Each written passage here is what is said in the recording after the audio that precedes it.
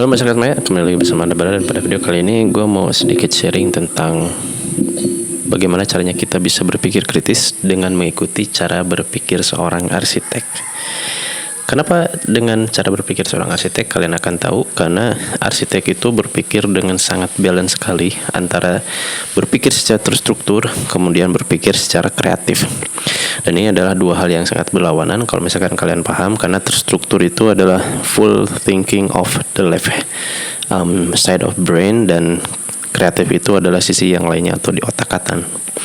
Katanya sih begitu secara teori. Tapi memang yang gua pahami adalah berpikir secara terstruktur dan berpikir secara kreatif itu adalah dua hal yang berlawanan. Nah, seorang arsitek ini bisa membalancekan kedua hal yang berlawanan itu sehingga bisa memiliki produk kritis yang bisa dipikirkan secara komprehensif dan menjadikan sebuah karya yang sangat bagus. Oke, gue sedikit memberikan penjelasan tentang ilmu arsitektur. Jadi arsitektur itu adalah ilmu yang sangat kompleks. Kalau misalkan kalian ingin mempelajari arsitektur, kalian harus banyak menguasai ilmu pengetahuan atau disiplin ilmu yang lain di luar arsitektur. Mulai dari ilmu tentang sains, kemudian ilmu tentang humaniora. Nah, ilmu sains yang dipelajari di dalam arsitektur itu mulai dari fisikanya, mulai dari kimianya bahkan. Ya, kemudian mulai dari perhitungan matematis dan segala macamnya, kalkulus dan lain-lain, itu semuanya ada di dalam arsitektur. Karena perhitungan-perhitungan yang dipakai untuk membuat sebuah gedung tinggi agar dia bisa berdiri itu banyak sekali perhitungan fisika di sana. Sementara di dalam ilmu humanioranya atau ilmu IPS-nya, ilmu yang mempelajari tentang manusianya di dalam arsitektur, itu lebih kepada kita harus mempelajari perilaku manusia. Kita harus mempelajari bagaimana seseorang itu melakukan aktivitas di dalam ruangan. Bagaimana caranya kita mempelajari bahkan dalam skala yang lebih besar itu sosial budayanya. Karena kalau misalkan kita ingin mendesain sebuah rumah, katakanlah contohnya seperti itu, di lokasi tertentu, maka kita harus menyesuaikan dengan adat yang ada di sana. Misalkan ada kearifan lokal apa, atau ada budaya apa untuk tempat tertentu. Mungkin ini sangat erat kaitannya dengan arsitektur vernakular, tapi idenya adalah kita harus mempelajari tentang manusianya itu sendiri di dalam arsitektur. Nah, hal yang sangat menarik di sini adalah dalam dunia desain arsitektur itu, gue pernah kuliah di arsitektur, pendidikan arsitektur. Dulu gue masuk kuliah arsitektur itu di tahun 2016 dan banyak sekali ilmu pengetahuan yang bisa gue dapatkan di sana, mulai dari IPA-nya, kemudian dari IPS-nya, kemudian bagaimana caranya gue mendesain sebuah bangunan, sebuah rumah dengan step-step yang sangat komprehensif. Dan di step-step ini gue harus bisa memadukan dengan kreativitas gue, karena arsitek itu sangat erat kaitannya dengan estetika. Beda dengan orang sipil gitu. Kalau orang sipil itu erat kaitannya dengan hitungan, dengan struktur, dengan ilmu pastinya begitu.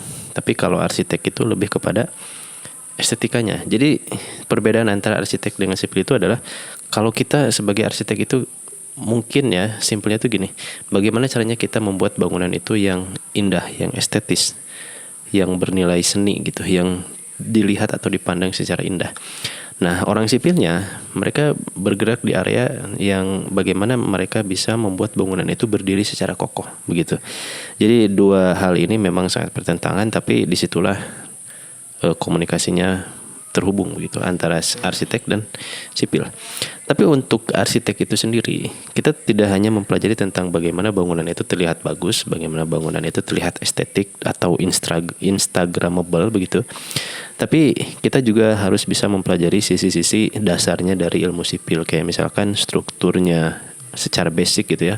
Mungkin kita arsitek itu tidak mendalami struktur secara mendalam, kayak misalkan hitungan dimensi kolomnya, hitungan betonnya dan lain-lain, kita tidak mempelajari sejauh itu, tapi kita dikasih basicnya begitu. Dan itu adalah salah satu hal yang terstrukturnya di dalam dunia arsitektur.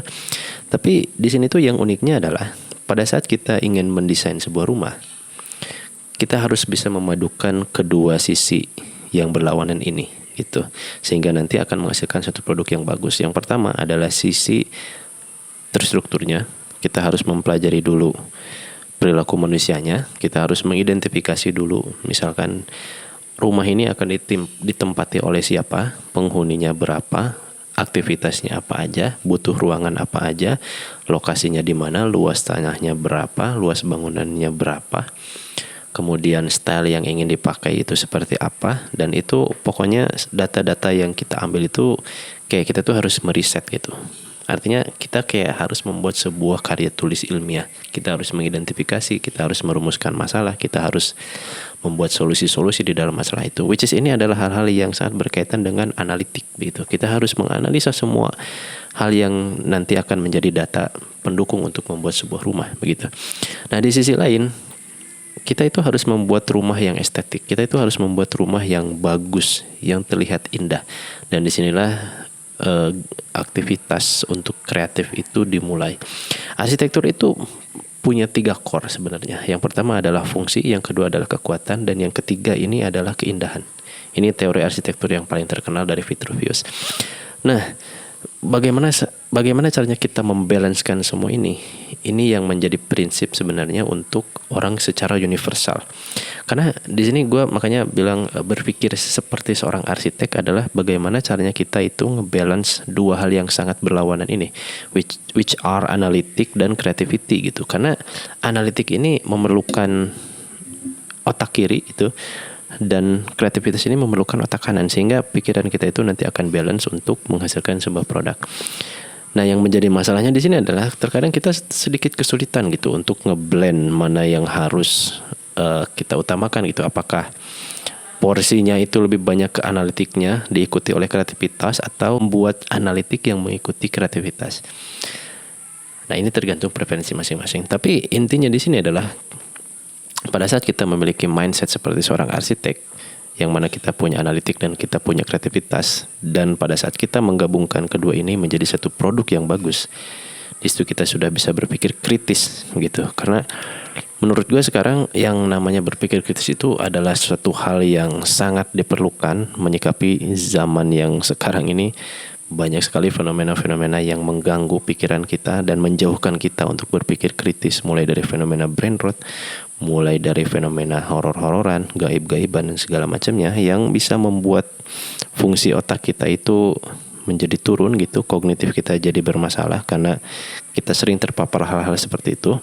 Maka di sini mungkin gue cuma pengen sedikit berbagi aja, kalau misalkan kita pengen menyelamatkan pikiran kita, pengen menyelamatkan kemampuan berpikir kita dan mengembangkan cara berpikir kita supaya lebih kritis lagi, supaya bisa lebih melihat persoalan lebih dalam pada saat kita mendapatkan sebuah informasi. Maka di sini gue menyarankan agar kita bisa berpikir seperti seorang arsitek, begitu. Ada analitis, ada kreatif, gabungkan semua itu dan menjadi semua produk yang bagus. Thank you banget udah menyimak, semoga informasi ini bermanfaat, and I will see you soon in the next one.